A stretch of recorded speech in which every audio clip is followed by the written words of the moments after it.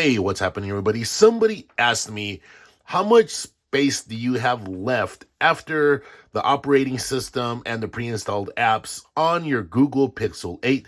This is something I never really looked into. I just, I have the 228 gigabyte version here. I do what I do with it, right?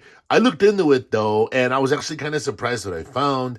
Basically, when you add in the pre-installed apps and then you account for the operating system, it's basically between 18 or 20 gigabytes, and that's what I'm talking about right here. So you come over here to your settings, come over here to your storage, and you look right there. So when I seen 16 gigabytes for the storage for the system, I was like, what the heck?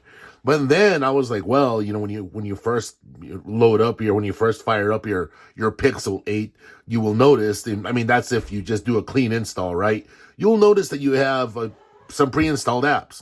And that's something that, that's just the way it is, right? Like when you get a Samsung device, the operating system on a Samsung device is like 40 gigabytes of space used out of the box. So depending on which storage variant you get, you're left with, like say, for example, you get the 256 gigabyte variant, you're left with like 180 gigs. So I'm over here with the 128 gigabyte variant of the Pixel 8. So after you minus, your pre-installed apps and your operating system, you're basically left with like a little bit, about 100 gigabytes, right? It's minus 20. But then, you're going to install. Look, and I know I really don't consider like your calendar apps, right? Or not a calendar app, like your music app. That's not pre-installed. I know YouTube's pre-installed. There's some apps here that to me are considered essential that are not pre-installed, but once you pre-install them, then you're left with about 80 gigabytes of space. So that's something you need to consider. I know a lot of people, they're like, hey, I want to get a 128 gigabyte phone. That should be plenty.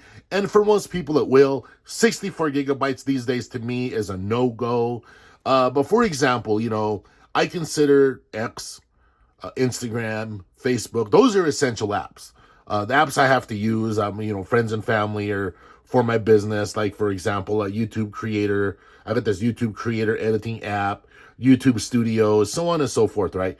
These are essential apps, like stuff like that. So, these are things you need to consider, like depending on what kind of extra space you want. Say you're wanting extra space to like hold movies, that can actually take up a bit.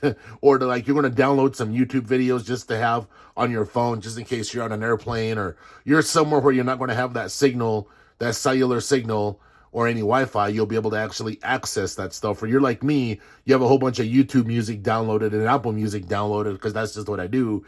Yeah, you need to take that into consideration, because depending, like I said, 128 should get you there. 64 gigs won't. 256 gigabytes is a really, really safe spot to be, all right? But anyway, thank all of you for watching this video, and I will catch all of you in the next one. Take care.